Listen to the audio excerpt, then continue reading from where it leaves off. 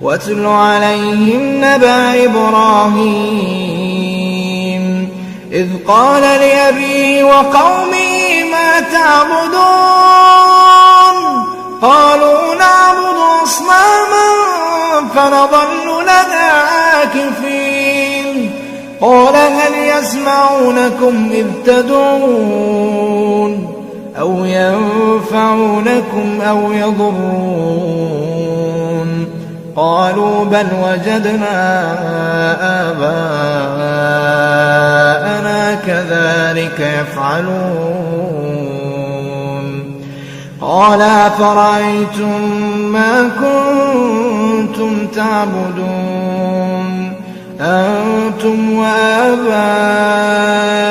الأقدمون فإنهم عدو لي إلا رب العالمين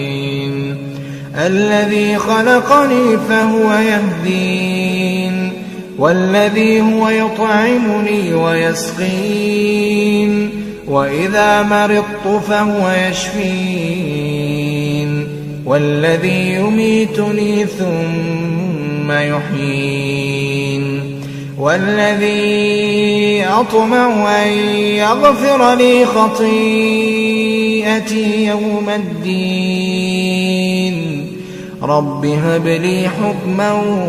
وألحقني بالصالحين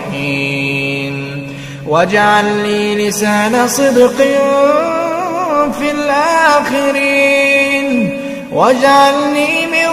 ورثة جنة النعيم واغفر لأبي إنه كان من الضالين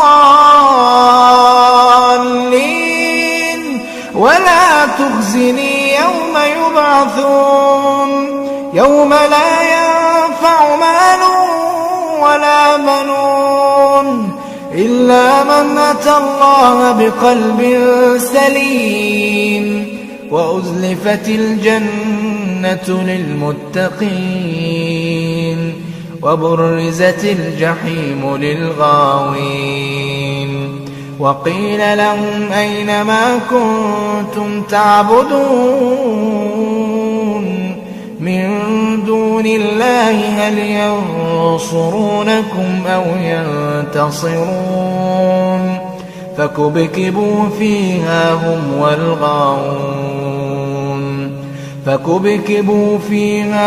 والغاوون وجنود إبليس أجمعون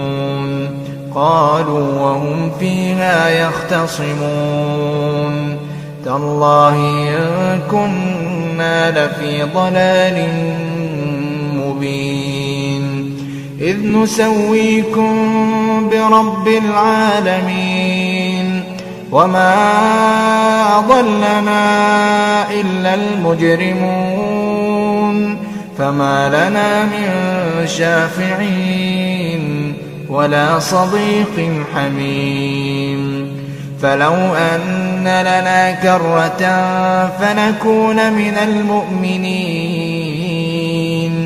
إن في ذلك لآية وما كان أكثرهم مؤمنين وإن ربك لهو العزيز الرحيم